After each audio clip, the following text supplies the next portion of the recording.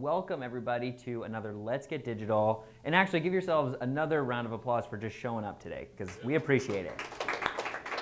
Good. This makes it interesting because we'll probably do a little bit of Q&A because I know a lot of you are really interested in this topic because as opposed to some of the other things, this is really crucial to building and growing your business if you are building something online and building an online business. So I'm just curious right off the bat, before we go too much into the topic today, which is e-commerce, how many people here own their own e-commerce business or are starting one? Okay, that's a pretty good selection of people. Okay, great. How many people here work in marketing to some extent otherwise, like digital marketing? Okay, cool. Awesome. So that's a pretty good gauge for the kind of people here. How many people are here, by the way, that have been doing e-commerce for less than 5 years? Okay, what about more than 5 years? Okay, so a little bit of advanced, a little bit of intermediate. Okay, great. Well, let's get back to where we are. So Let's Get Digital is a monthly event series that we put on for digital marketers in the area. We've been doing it for about 9 months. And every month we focus on a new topic. This one's e-commerce. And we bring together a panel of pros to talk about what's really working in the space and to really answer very tactical questions about how to grow and achieve the goals that you have in that space. So today we selected 3 awesome people that I'm actually really excited to introduce you to because they have very, very different backgrounds in the space, but all I would consider to be operating at a pretty high level and can offer very specific advice for both practical and more advanced strategies that are working. So without further ado, let's bring up our panelists and have them introduce themselves. So come on up.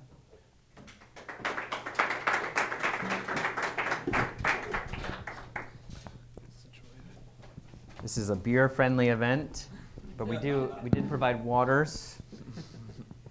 So one of the first things we do is we ask people to do 2 things. One is introduce who they are, and we do that by asking you to go through your name, the current role you have, which of course is up here, as well as like a relevant career highlight that sort of shows the kind of scale you've worked in, or it gives people an idea of why you were selected to be here. And then we have a quick fun question that happens after. So go ahead, you can just start, Matt. Sure. I'm Matt Mitchell. I work up at ClickStop in Urbana. If you guys have seen the big building off the interstate in the middle of nowhere in the cornfield, that is us. I've been there for about 5 to 6 years. My title is Business Unit Fanatic, which probably means nothing to you guys here, but think of it as like a brand manager.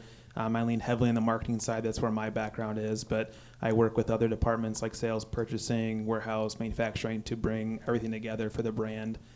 Focus on U.S. Cargo Control, which is the largest brand at ClickStop. So that's a little bit about me, my career, why it's interesting for me to be here. I've had 5 or 6 different roles at ClickStop, all marketing based. So I've got a pretty wide knowledge base on more of the front end, not the technical stuff, which I think some of these guys here have here too. So we've got a good mix here. So yeah. Thank you. Okay, great. I'm Rick Bodey. I'm the Vice President of E-commerce at West Music, going on 2 years now. Before that, I worked at various startups, exiting 3 of them, and just consistently doubling down on my SEO, organic Google skills, Google Ninja stuff. So I have a lot of fun, definitely come from the technical side, and yeah, that's pretty much it. I can say for sure that when you walked in here earlier, you had a Google hat on. I did. We off. went through the Google Accelerator at West Music, and they sent me a hat for Christmas. So it was really good, and it's exciting to use the contacts and leverage that I have to get them over to West Music. Good evening. I'm Tim Barcz. I'm the Vice President of E-commerce for Nexus brands, and so Nexus is a. Oh wait, we got to turn your mic on real quick. I think. It's on. Maybe just a little closer. We go. No, it's on. No, there's the feedback. You want to try that? Is that you getting that? Well, luckily, everyone here in this small room can hear you just fine. Yeah, go for it. Let's do this. There you go. All right, so. We're going to mix it up. All right, let me start over. So my name is Tim Barcz. I'm from Cedar Rapids here. I work remotely as the Vice President of Nexus brands. And Nexus is a little bit unique in that it's not a company you would actually find. If you go to the website, you won't find anything. It'll be a little password protected thing. That is correct. Yeah, which Josh tried to figure out. And we'll go into why we're sort of a holding company, if you will, for a number of divisions. And it doesn't benefit us to have a website. So all of our brands in our portfolio do have websites, and that's a lot of what we'll talk about. Prior to Nexus, I worked for, I think around here, what you guys would know as J&P Cycles, which was out of Anamosa, and for a period of time, I believe J&P, it still may be, was the largest e-commerce site in all of Iowa, since it's maybe not located here anymore. I don't know if we can claim that. But I think probably the biggest sort of career highlight for me was the platform that it sits on now, at least parts of it, was authored by me and a few guys way back in 2009, launched on March 3rd at about 5 in the morning. And so I think in a few years, depending on, I don't really know the numbers anymore, but it'll be close to probably transacting $1 billion. And I'm looking at someone over there for some visual confirmation. Yep, it'll be. So, I mean, that's kind of a neat thing to say, a platform that you worked on is moving close to $1 billion in sales over the last 10 years. So. No kidding. Okay, you've probably learned quite a bit that you can apply today, so I'm excited for that. Here's the very important first question, which is, what is one of the last things that you bought online after seeing an ad? So we all scroll through the internet all day, and Instagram, Facebook, our team is asking you to buy something by targeting you, and most people skip over them. But every once in a while, that one thing, usually a toothbrush, catches your eye and makes you click and buy it. I'm curious for you, what was that thing? I can start. Avid Facebook user, and Owlbirds, these shoes, gone. Hopefully you guys like them. Oh, man. Hit me with probably 300 different ads, and I clicked on way too many of them where they probably didn't make any money on me. But turns out they're comfortable and great shoes, but they hit me with a lot of ads, and it worked. I picked up a spinning top. So it's Forever Spin. They targeted me forever, and I'm like, no way. And then they ran a sale, and I'm like, all right, I'm a sucker. I'm going to get it. So you can spin it for mindfulness, gives you a 5-minute break, and I carry it everywhere now. Two things. One I bought, one I didn't. So the thing that I purchased just out of a whim, because I like to read, was Mentor Box, which hit me up a ton, which sort of will later go on to bad practices that they do that I don't like.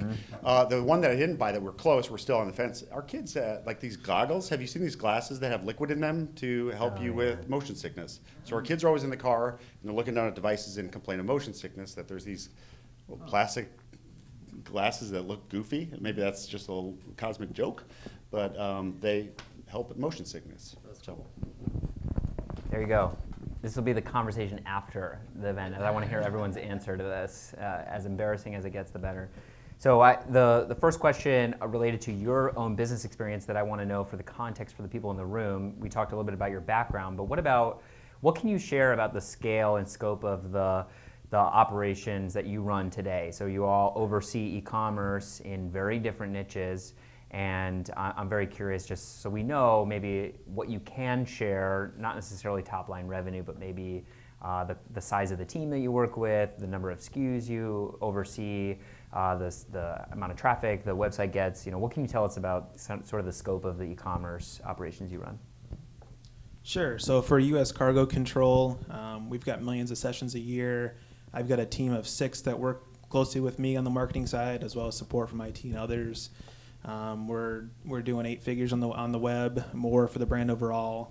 The web's actually about a third of the business we do. We do more offline, traditional, with business development consultants going out talking to large fleets and that sort of thing. But we've got about 11,000 SKUs on our website, selling there, and Amazon, all the third parties, and everything we can do to drive traffic and get more customers. Okay.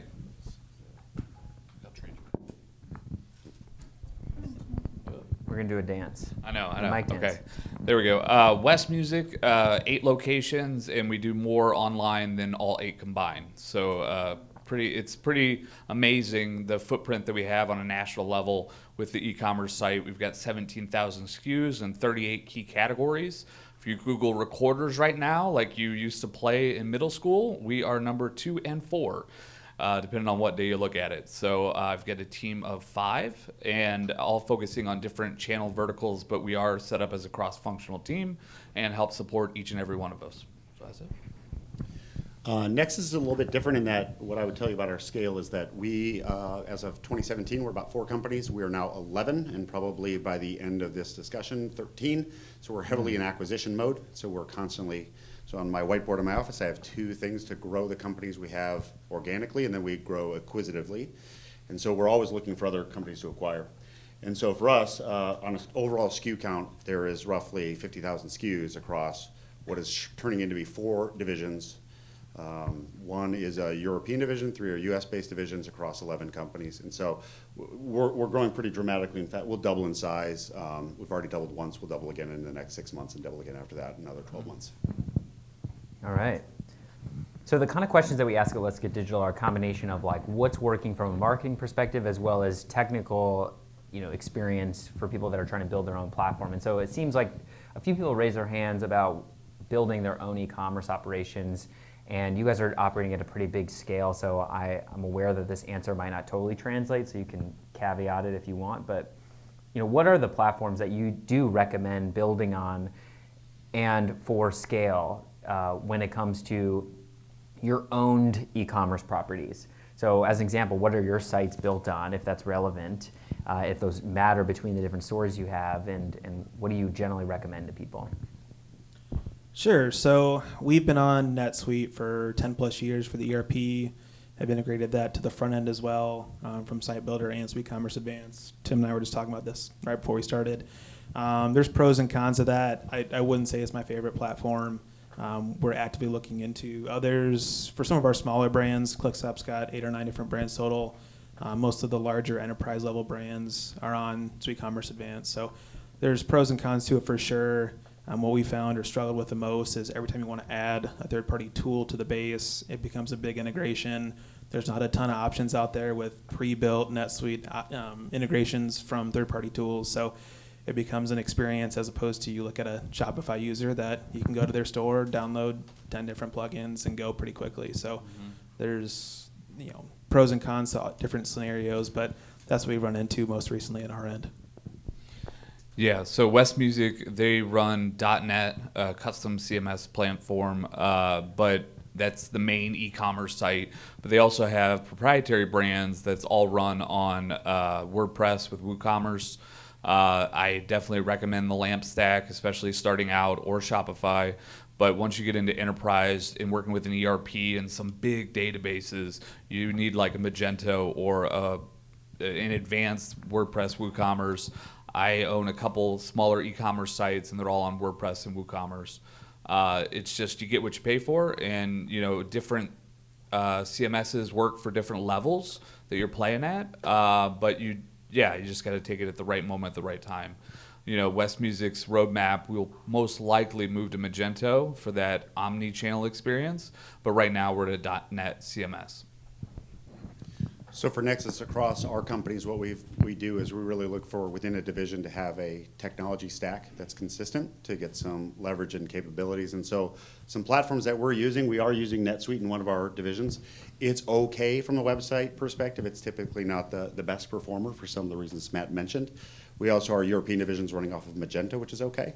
I think Magento is out there has historically been a good entrant point because it had a community version and you could scale it from there. For us, though, a lot of the companies we acquire are founder-led businesses. They may be small and not have a website, or even if they've got a website, it's been neglected. And so we will typically employ a small and big strategy. The small, if you're a small commerce player, we'll turn you on to Shopify, typically because you're a little bit unleashed in terms of the ability to move more quickly and nimbly from the business perspective. Once you get to a large enough scale, then we're more interested in the ability to customize the platform. So if we are in a Magento world, or in one of our other companies is on a platform called Episerver, which is on the .NET stack. We are actually employing or building up a development team internally so that when we hit a large enough scale and we want to do something the platform can't quite do, or we can build it ourselves. So that's what we end up doing. It's really small, large. So I think for most of the people internally here of the platforms, I think there's probably some element of this is that there's recommendations. Nobody's probably coming out of here buying NetSuite because it's a really more of an enterprisey type tool. But the Magentos and the Shopifys are probably really good starters. There's just got to be some migratory path maybe off of Shopify at some point, depending on what they do.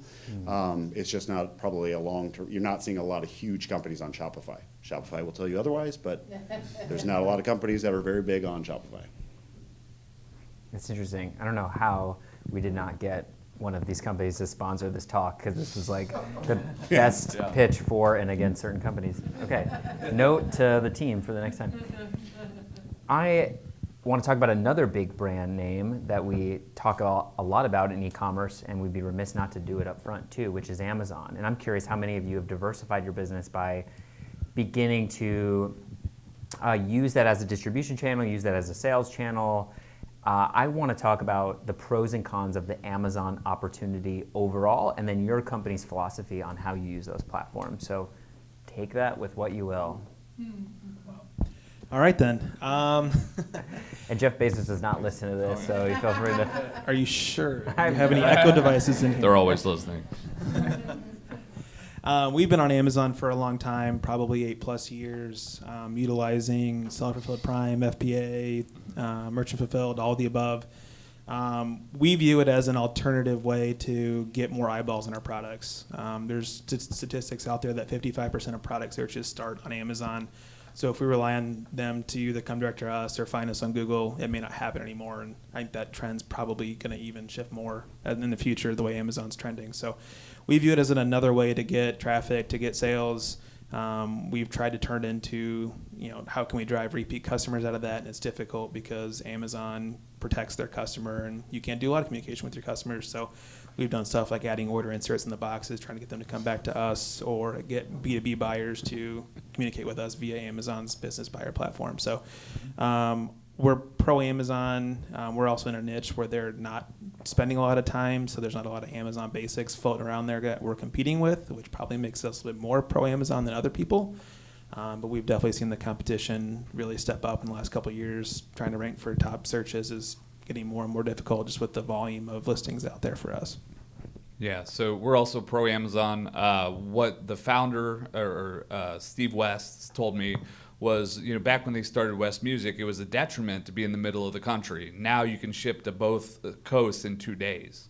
So that really helps us. We have a huge warehouse out on the way to Tiffin that you'd never know is there, that's got laser picking and everything you'd see at an Amazon fulfillment. Amazon, we also, based on my Google tactics, we found out we could target anybody who does a Google search and goes to Amazon. So that's a new feature that Google opened up, is that you can use custom affinity audiences based on URL for organic. This is just me nerding out, but they don't let you market to their Amazon customers, but you better believe if they search for recorder in Yamaha, all they're going to see for ads from that point forward is going back to my site. So really excited that Google opened up all the organic listings, because they're not getting paid from organic, they're getting paid from us. Another thing to look at is that Amazon does 15% commissions across the board. But if you look at ROAS of how Google likes to translate it, if you see a 1 to 10 ROAS, that's a 10% sales commission. So you're not that far off. It's just a different way to phrase it. So there's a lot of benefits to Amazon, and when you get up in scale, it can really move some products quickly. So maybe I'll be the detractor. I think Amazon has its place, but largely, I work in a private equity-backed company, and we are a little bit concerned generally. We often, it's a verb now, Amazon. A company was Amazoned. And I think when I think of a children's story of Hansel and Gretel, and there's an appeal to Amazon in that it's got eyeballs and traffic, and you can get there. It is Wayfair's in the same boat, where they will start knocking off your products. And so over time, if you know that, you can maybe guard defensively against that. But if you're putting your products out there and selling through Amazon, you are getting access to and you're paying them a commission. But there's also a long game where they're figuring out if there's enough margin, can they source it cheaper and better, and over time replace you. And so I look at Amazon not too dissimilarly as in, call it 100 years ago with the Sears catalog. You just wanted to get placement and you're getting access to people.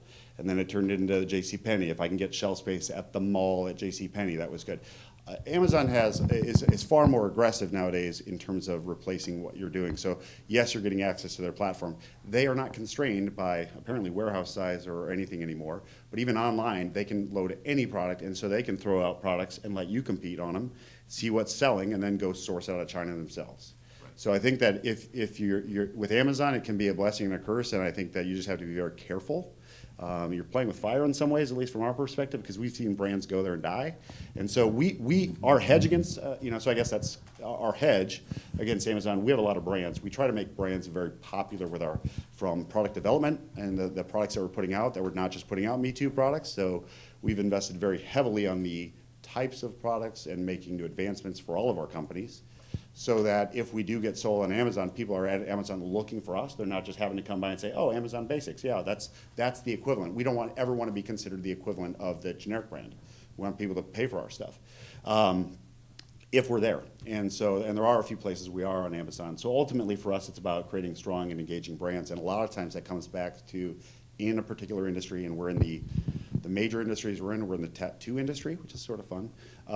We're in the pet supply space, and then also medical aesthetics. And so in those places, there's a lot of opportunity, and there's a lot more consumer spending in those areas, but it also makes it an opportunity for us to do a lot more product development and launch new and interesting stuff.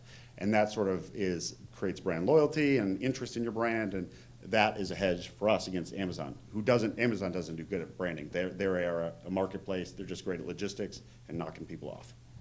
Very cool. You might be the only person in the world that has the Venn diagram where you're in the middle of pet supplies, tattoos, and medical equipment. That's kind of an interesting one. That's fascinating. That's the e-commerce opportunity. So thank you for giving your pitch on Amazon, and we have more opportunity for it because what I want to ask next is maybe where someone would have answered that, which is, in your perspective, what is the most overrated e-commerce marketing tactic or practice that you see people do? Like, everyone talks about it, it doesn't work in your mind, or it's overrated. And what is the most underrated? You think more people should be doing that.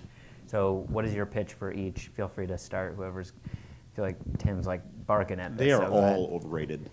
I mean, and what I mean by that is that there is no magic pill, right? For some, I mean, Josh, you're big into social media, and social media has its place, and there's brands that have made large amounts of money on social media.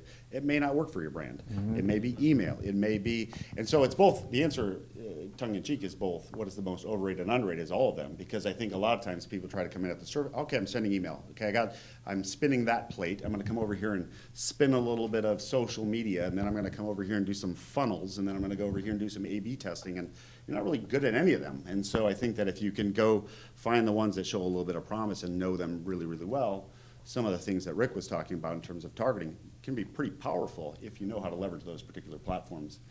And so that, I mean, I think that there's a lot that's out there that comes up as kind of flash in the pan, and all of them have their day and space and time, I think, for the brands, but I don't know, that's... Fair point. Yeah, absolutely. So what I look at is just similar to what you were saying, is just being the best you can be at the thing that you're going after. Don't halfway do it, because really that channel integration is really converging now. So the biggest ones that I look at is SEO and PPC. The playbook of what gets you ahead is now very similar. So paid traffic, there is no such, or Google free traffic, there is no such thing. It takes your time, it takes your effort. So it's not always the best choice. A $500 budget will tell you real quick if ranking at the top will make you money. So we look at AdWords as being the lab and not the long-term focus, where Google Organic, people are very trained to move down into the organic rankings past the paid. But just having all of those in play and being a master of a few of them, you can go really far. Tim, I was thinking something similar to what you were. It's really about what works for your company and your customers. We've tried everything. We're even going back to some more traditional things like radio and billboard for the market we have in a truck. So as saturated as some of the digital spaces get, there's things that open up that were traditional that aren't sexy but have space and aren't as cluttered as email and social and some other things too. So it's really a matter of what fits for your customers, your brand, and what you guys are trying to accomplish. Yeah, that's where my So head's if you're at. doing traditional placements, are you looking at those as brand awareness air cover, and then you're going to measure somehow just based on volume, based on overall direct traffic, or are you looking at, do you set those up as a direct response where there's an offer, or there's something that people are seeing? How do you guys do traditional marketing? Yeah, we haven't done a ton of it yet. This is more of a recent thing we're working on, but there's some things that we're trying to get attribution for because we're going to spend a marketing dollar on it. We're trying to attribute as much as we can back to some sort of return. We're also working on just understanding that we need to spend more in the brand awareness space, and if they don't know who we are, they can't buy from us. So there's not a simple answer. When you're talking radio, it's easy to put a promo code out there and track that.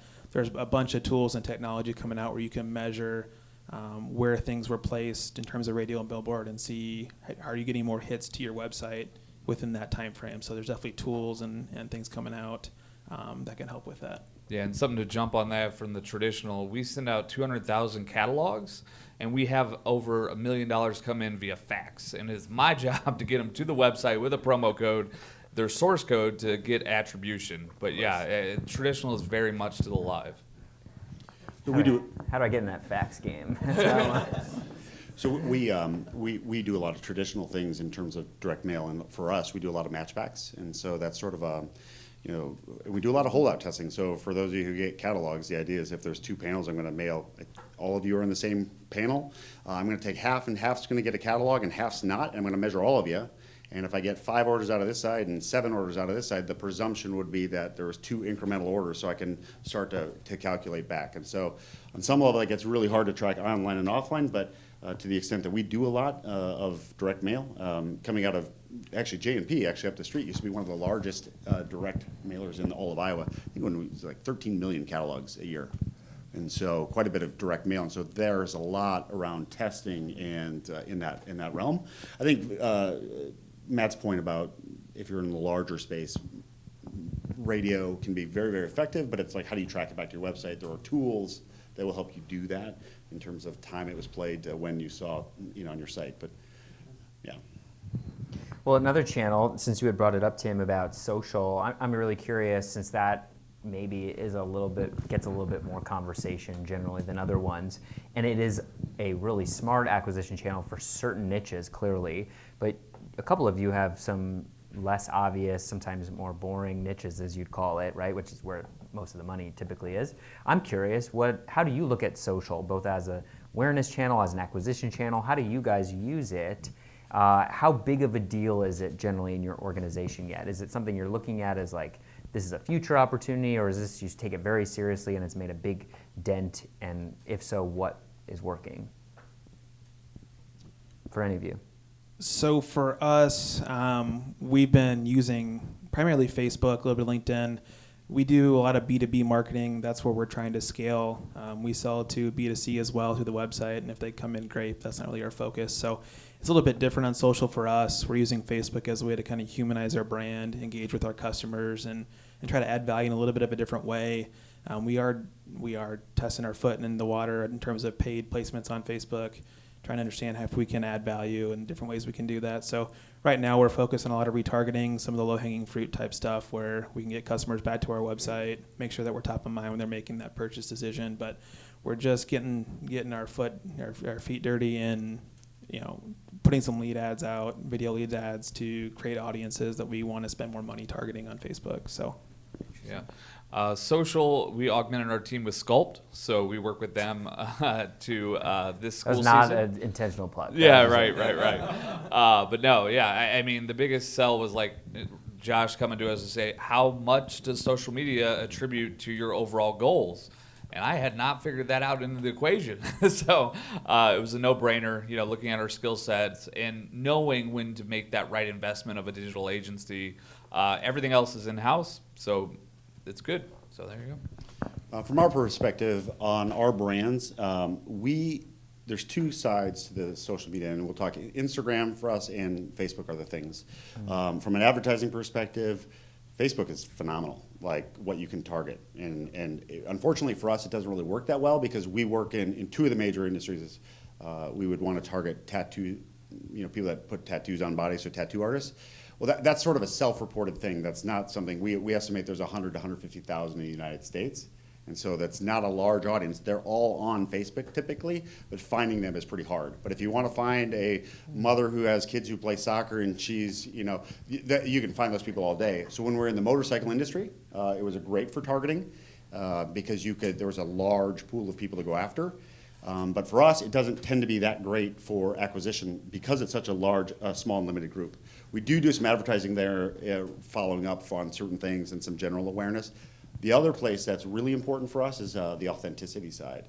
So Facebook is really clamping down in general, as you would have expected it to, on organic placements, and they're pushing more. You have to pay to be in people's feeds and things like that. But generally, in the tattoo side, it's all about being authentic. If you walk, there's probably about 5 tattoo shops within a stone's throw of this place, and they're a certain breed of people that appreciate authenticity. So if we can communicate with them on that level and realize that we're in the industry, we just get higher mind share when they go to buy. And so that's one of the areas where we use it in sort of the more traditional format. When you think back to social media, there's tons of advertising tools. Unfortunately, just none of them have played out for us yet because of this what we believe are real niche groups and cohorts. Mm-hmm. Well, then let's talk about what is definitely working. So we talked about some general trends, but just from your organization, as much as you're willing to share, what has been the biggest ROI breakthrough channels or programs that you've implemented just to inspire our group, maybe let them jot some of their own ideas down. But what are the either the funnel, the sequence, the type of programs, campaigns, channels that you've put together that you think, if you said this has a just consistent ROI or ROAS, as you were saying earlier, return on ad spend, what should they think of and what can they learn from you guys? Yeah, I'll start. So for us, the channel winners have been sort of not excitingly direct mail and paid search. And some of those are contextual because for our businesses, I would say more process oriented. The first thing we do when we acquire a company is spend a lot of time with them in terms of how are they thinking about their business. And a lot of the times the companies are so entrenched in their processes, they've lost sight of the customer. And so we'll go back and start talking about what does your customer want. And oftentimes that very quickly turns into actually carrying different sets of products or expansion of lines. And what we end up doing is actually going back and we've mailed some folks, we've put data in front of our own people where we'll show that customer acquisition is going down and how do you best win these folks back. And for us, we were able to put a catalog in front of some folks and then engage in some paid search. And for us, our business is based on a lot of repeat customers. Again, there's not a huge audience in the tattoo world or in the dog grooming and veterinarian space. There's not a ton. So it's all built on repeat business for us, and so that's why we will invest more heavily. Would I love to convert somebody on a 5-cent click or a 50-cent click? Sure, but we'll spend $5 to $10 to send you a sample or a catalog so you can try our product, because if we can get you, I know how much you're going to spend in the first 12 months, and over your lifetime, it far outweighs, So we're not trying to do a one and done, which a lot of places are. You're not, neither of these guys up here. There's a lot of companies out there that are just trying to, think of Chia Pet. You're going to buy a Chia Pet at Christmas, and then you're done. That's not a big, it's not a very small few people. That you're not buying Chia Pets all the time. You got to get them while they got them. So we're all about repeat business. So we try to stay away from some of the gimmicky stuff and build deeper relationships. Although Chia Pet as a service, that is a good new idea. It's like the Netflix. We're going to be the Uber of Chia Pets. There you go. That's funny. No one's done that pitch yet. I don't know. Someone write that down. One of the things that are working the best for us is Google organic category pages. So I always would be amazed when I was in the digital agency. They want to rank for whatever they want to rank for, whether it be Dallas recruiting or anything like that. I say, okay, where does that say that on your website? So category recorders, ukuleles, recorders, acoustic guitars, you name it. But those categories, those root keywords, nobody goes after them because they're hard. But if you on-site optimize, if you do all the right things, those pay off huge. So that's where categories are really coming in. And then AdWords, Google AdWords has the highest ROAS, return on ad spend per channel. Google Organic has the highest ROI, but just targeting your competitors' terms, figuring out what they're doing and trying to pick the low-hanging fruit can pay off very, very quickly because they've been buying for the last 5 years and you're just entering the space, so you can cherry pick the best ones that have been running the longest time, because if they're spending money on it, there's a reason they've been spending money on it, and if you can compete with something of similar value, then yeah, you're in the game. Yeah, so for us, it's very similar to what these guys have said. Google Organic, anything you can do from an SEO standpoint to get free traffic. To Rick's point, it's not free because you got to work at it, but you don't have to pay $1 to bring them there once it's there. So we've built a lot. When Rick's saying recorders, for us it's ratchet straps and moving blankets and a bunch of stuff that you may or may not have used. It's not the sexiest stuff in the world, but it sells and it makes money for us. So it's Google, it's PPC. We built the company on PPC to drive traffic, build customers. We built our brand around repeat customers, getting those guys to come back. Obviously the acquisition cost, all the things we've talked about here are expensive, and it costs a lot to acquire a customer. So anything we can do to drive the repeat customer and create that first sale, we're doing. It starts with PPC, and then we're using a lot of email marketing to get them back and create repeat customers. We've got one person that's probably half of her role, driving a ton of revenue through email, just staying relevant, keep staying top of mind, and making sure that when they're ready and have a need, they come back to us. Like, what's an example? Just one quick email marketing, like this campaign worked, topic, obviously in some it's like the birthday email, right? Or the offer a code for that. In your industry, like, what is the one thing that consistently has driven back repeat customers for people? Because everyone here does email marketing. Sure. For us, it's been focused on automation. We do some batch and blast stuff. It's more blog posts, content type stuff to stay relevant and add value in a different way. But automations from abandoned cart, browse abandonment. We've got a tool called Windsor Circle where it's using predictive algorithms to say, hey, you've bought this every couple of months for the last couple of times. You're about ready to make a purchase. Like, let's place an email in front of you when you're about ready to make that decision. Make sure you come back to us again. So we've been testing that stuff. There's pros and cons to it. It's an expensive tool, but that technology is only getting better, and that's, I think, the future of email there. Yeah, marketing automation, win-back series, cart abandonment, and then recommended products, similar to what you said. I mean, it's just a moneymaker every time, just mining that database. And it's easier to keep a customer than to acquire a new one. So you want to do everything you can to provide promotions, figure out that lifetime value, and play the long game, and really model it out. And marketing automation has a big play in that. We're on the automation bandwagon as well, but I guess to put some meat on the bone, we have over the last, when we look at the sort of the pie chart of some of our customers and what they buy in their wallets, so wallet share is kind of a thing.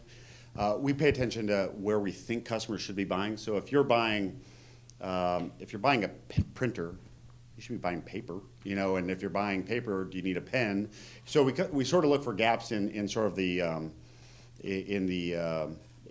I guess the basket, if you will, or even over a couple purchases, what people are buying. And so we'll target people that have not purchased in one category, but are purchasing in a complementary category, so that eventually if we can win them over, and sometimes that's educational, they don't like our products, or maybe they don't know enough about it.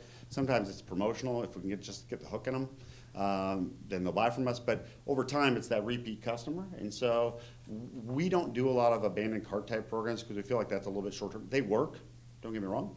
But we don't want to train our customers that if you leave the site and then there's going to be a coupon coming in a few minutes later. I think a lot of people here, just by the nods I'm getting, probably go to the site, put something in their cart, and walk away for a day just to see what happens. Maybe you'll get an extra 10, 20% off. If you haven't, you will now try that as a tactic for shopping. And but for us, we try to play a little bit of wallet share. How do we get you to spend more? And obviously, we'd like to buy certain products more than others. But at the end of the day, can we just get you to spend more? If you go to the grocery store, you're buying milk and meat. Why are you buying milk at one place and maybe you go to Fairway for the meat just because Fairway's been heard it's great? Well, maybe we can convince you that our meat's just as good and we can get more of your grocery money or whatever it is, just more wallet share. So again, that long game, we're ultimately trying to get as much as we can from you.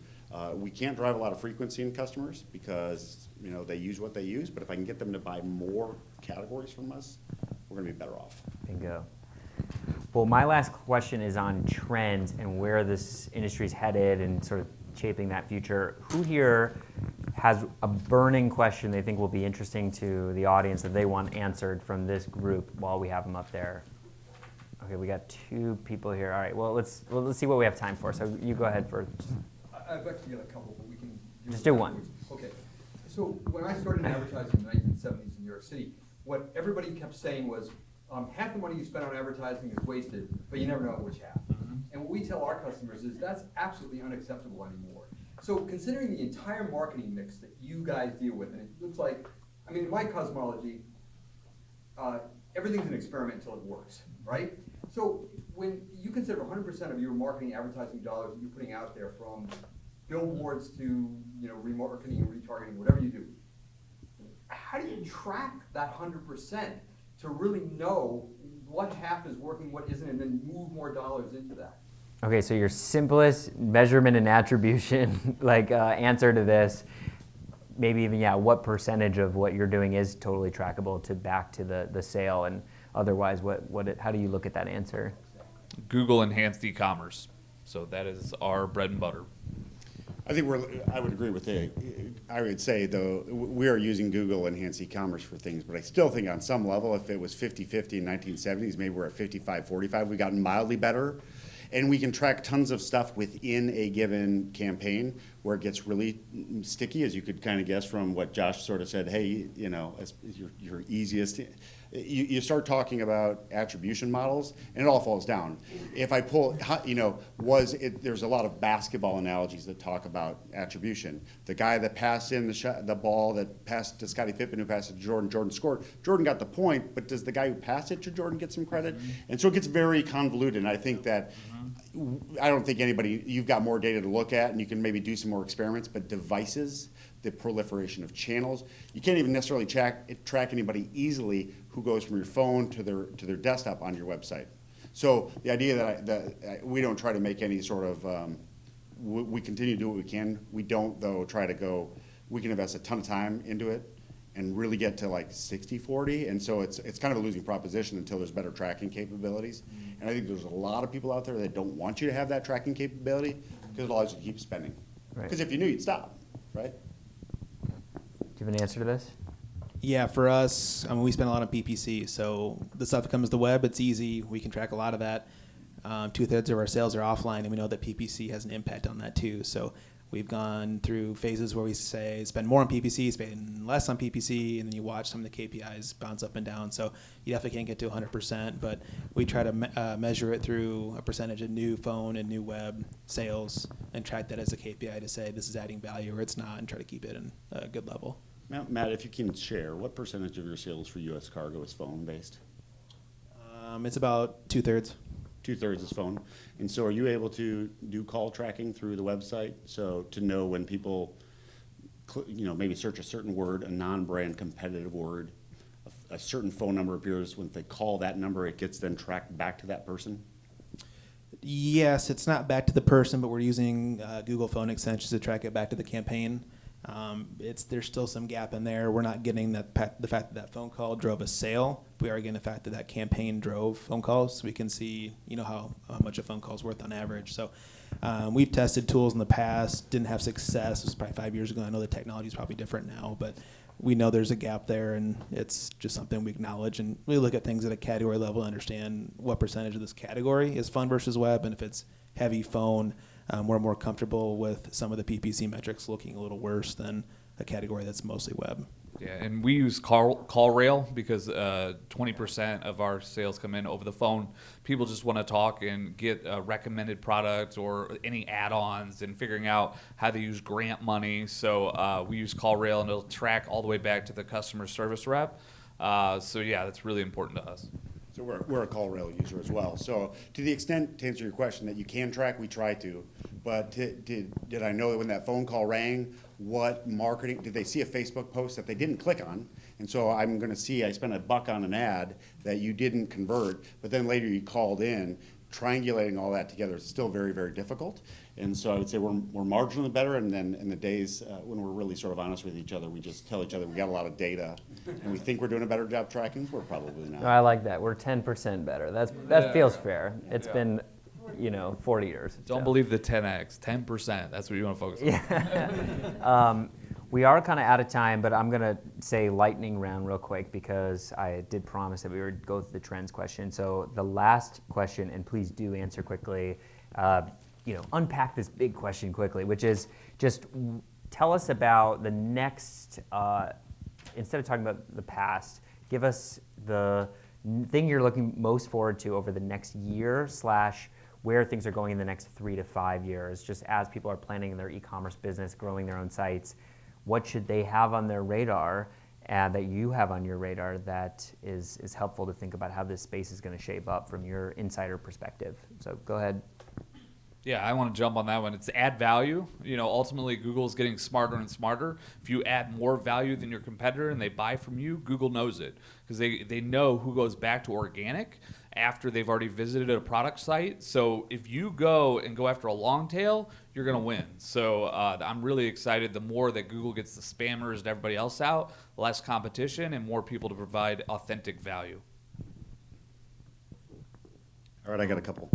AI, yeah, these are predictions in sort of true form. Just print out an article. No, Forbes says. Yeah, Forbes says. AI and machine learning is not going to pan out the way everybody thinks it will be. I think it's really a kind of a fad. The big guys will do it well, and the rest of us will just sort of like watch in awe. I think mobile for the last few years, mobile's been a discussion for the last 10 years, but I think we're still figuring out how do you get all this stuff onto the screen and just fit on there correctly. And I think there's discussions now starting like, how do I actually, design the experience for a mobile person, not just take my desktop website and cram it all onto a little device. More about that experience. And then third is from a systems perspective, I think you're going to see the continuing decline of the need of the IT guy and more of systems convergence, and so more all-in-one type things like Magento, like a Shopify, that reduces the barrier for people to enter the e-com space.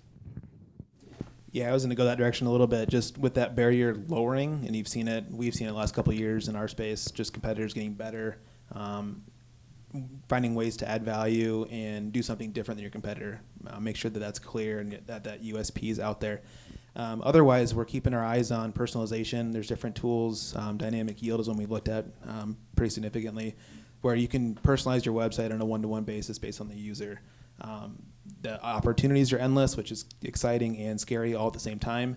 But the technology is really cool, and there's just features built in that around A/B testing and different ways that you can find, if I'm trying to target Rick, what does Rick want to buy? And I'm going to put the recorders right in front of him that he wants to buy so that he buys the 100 pack. Yeah. That technology is cool, and it's coming. It's out there already. Right on. Okay, cool. So a lot to look forward to. Thank you all, panelists, for showing up. Let's give them a round of applause. I've got a gazillion more questions. I think they do too, and I think half of you want to fight each other about the future of Amazon and e-commerce. So I look forward to seeing that broil after this. And I hope you all come back to join us for the next talk. Next month, we're going to cover content marketing. So we just decided this. And so we'll be touching on inbound, different formats of content, but from real people in the space building high-performing websites. How are they driving e-commerce, search traffic, whatever, through content marketing? So a lot of interesting things to learn from there. And we do this every single month totally for free because we believe that the community is better if we all learn from each other, and the team at Sculpt puts it on. So thank you, the team at Sculpt, for doing this. We really appreciate you as well. Please do keep coming back every single month. You can subscribe at wearesculpt.com/Let's Get Digital, or test our SEO capabilities and just Google search Let's Get Digital, and we'll see if we pop up there. And feel free to watch this afterwards and share with other people and invite a coworker to come with.